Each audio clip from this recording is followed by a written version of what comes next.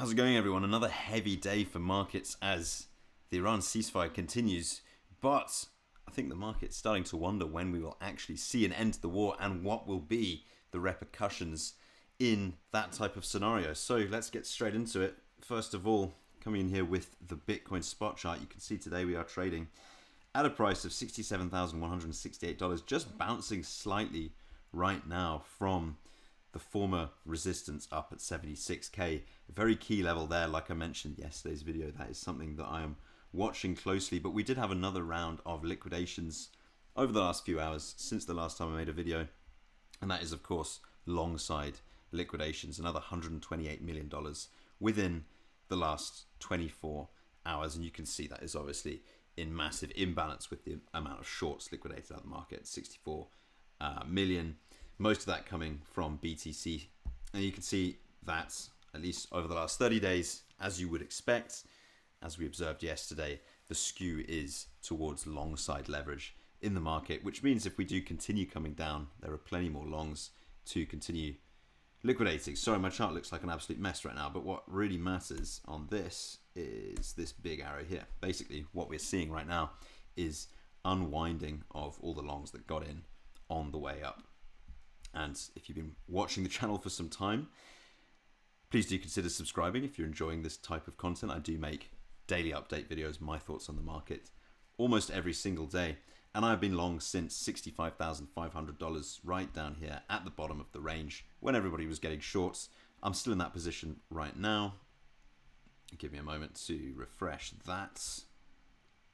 As you can see there, $317 up in this 0.03 BTC position, but I've been taking profits along the way up. My point with telling you about this is, as you can see there, we got in at $65,500 into this trade, but a lot of the market didn't. A lot of the market got in on these green days that we had subsequently, and those hands are now being tested by a heavy market, which is spurred on by a lot of news. So basically, we've got the ceasefire situation being maintained in Iran, but basically I believe the market is getting into, or it seems that the market is getting into this situation of worry about when will this actually end, because it can only go on for so long, and part of the concern here is entering into a Cold War type situation, which is basically fraught with uncertainty, and as we know, markets do not like uncertainty. Trump aides fear Iran could turn into a drawn-out Cold War situation with no deal, but also no bombs. Well, no bombs is good, obviously,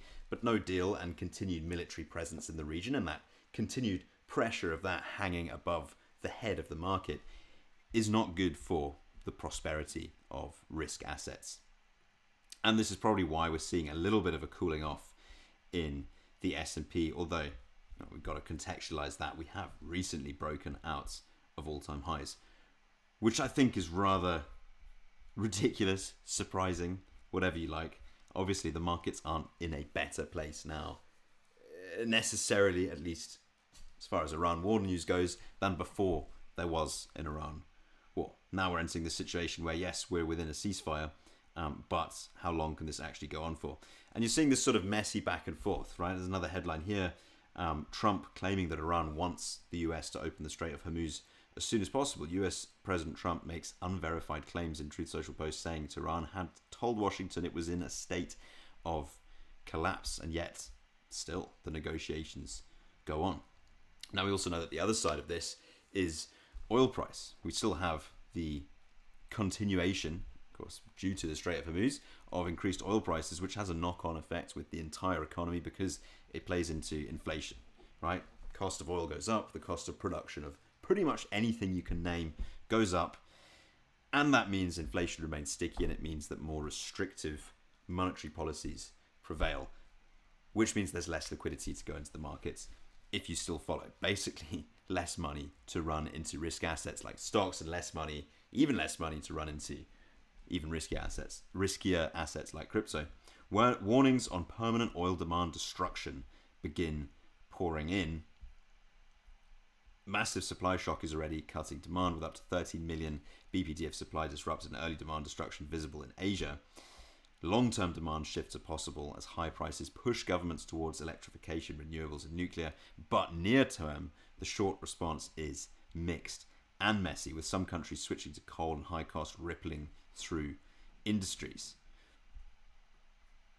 And it is that near-term messiness that is rippling through the markets right now. US oil hovers near $100 on report Trump is dissatisfied with Iran's proposal to open Hormuz.